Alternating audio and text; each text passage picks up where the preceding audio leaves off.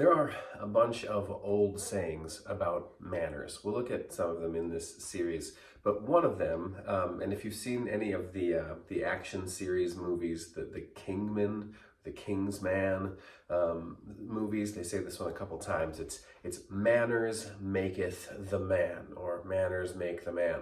And the idea of that is like the extent to which a man has good manners. He is in fact a gentleman. He is somebody who deserves to be thought about and respected and considered a man. And there's something in it. There's something to the idea that it's good to be able to take care of the people around you and to do that in a considerate and well-mannered way, as in a way that makes them comfortable. But at its core, the idea that a person is defined by, or their quality as a person is defined by the extent to which they have good manners is pretty anti-Christian, right? Like Christianity has this core message that it is not your behavior that defines who you are. It's the fact that you are loved first by God, and he just looks at you and he cares about you and he loves you desperately and he wants you to know it, and that you trust in that love. You take that in and it's beautiful, and it redefines how you feel about yourself. And it redefines how you feel about the world around you, and it redefines how you feel about God. And then out of that can come some behavior, can come some manners, some action. I mean, that's Christianity. That's what Jesus did. That's what Jesus taught. That's what the Bible teaches. And so manners maketh the man. I don't know. Not until, at least, God's kindness, God's grace has made a difference in the man or the woman or whatever person we're talking about. The Apostle Paul addresses this pretty directly in the very beginning of his letter to the Galatians. So he's writing this letter to Christians who are in the Galatian congregation, who have been struggling with external pressures that are trying to make them act like they're worthy of Christianity. So there's people who are coming in and telling them that your behavior actually will decide whether or not you're a Christian person, and how well you do at a certain set of rules and behaviors are going to be determinative as to like how saved you are. And so he says these words, Galatians chapter 1, starting at verse 6 here, he says, "I am astonished that you are so quickly deserting the one who called you by the grace of God and are turning to a different gospel, which is really no gospel at all. Evidently, some people are throwing you into confusion and are trying to pervert the gospel of Christ. But even if we or an angel from heaven should preach a gospel other than the one we preached to you, let him be eternally condemned." It's really strong language. "As we have already said, so now I say it again. If anybody is preaching to you a gospel other than that which you accepted, let him be eternally condemned." Then he says these really interesting words that when we think about politeness, we think about manners, we think about just everything we're going to talk about in this Politeness is Passing series, I think are really important. It's verse 10.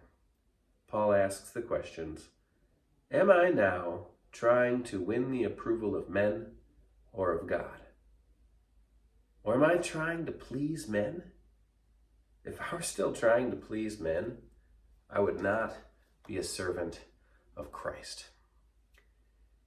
Paul's observation there, if my goal is still to please people, to in some way become acceptable to them and find my worth, find my meaning, find my merit in being acceptable to the people who are around me, then I'm not really following Christ.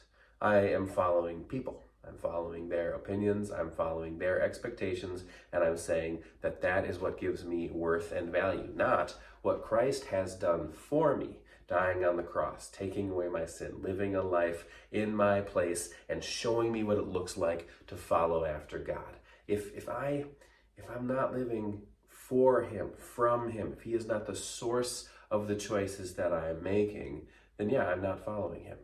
And this gets interesting. I don't know if you saw that Seattle was just, they just came out with the stat that we were the fastest growing big city in the United States in 2022. Seattle grew at a 2.4, grew by 2.4%. By comparison, like New York City lost 1.5 or something percent of its population, and Seattle grew.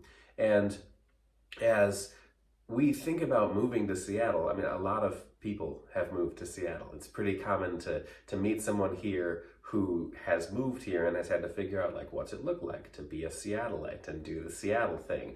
And as you come into any new place, Seattle or otherwise, you end up trying to figure out, like, what's going on? What are the rules? How do people function here? And you want to live according to those rules because you want people to like you. You don't want people to think you're terrible. You want to make the right choices. So you got to figure out, like, well, how do we drive here? And how do we deal with bikes when we're driving here? And do people call back people, or is the Seattle freeze kind of a real thing? Like all of those kind of social norms that a place has, you try to work your way through them. And in part, you do this because you want to fit. You want to belong in this place that you now live. That's extremely common. It is a natural human desire to want to belong among the people you find yourself. And as we navigate this, the dangerous thing that can happen is we can lose track of what God made us and who we really are. We can lose track of the gift of being the person that you are. And in order to blend in, you actually end up kind of disappearing. And when you disappear, you can't really make a connection with another person because you don't exist enough to make a connection with another person. As we talk about politeness and politics and manners making the person and all of this, it's really important to understand that it starts with God coming to you and saying, you have value, period. And then we figure out how to be considerate of others because of that love that has filled us up. That's the gospel. That's the message of Christ that was preached to the Galatians.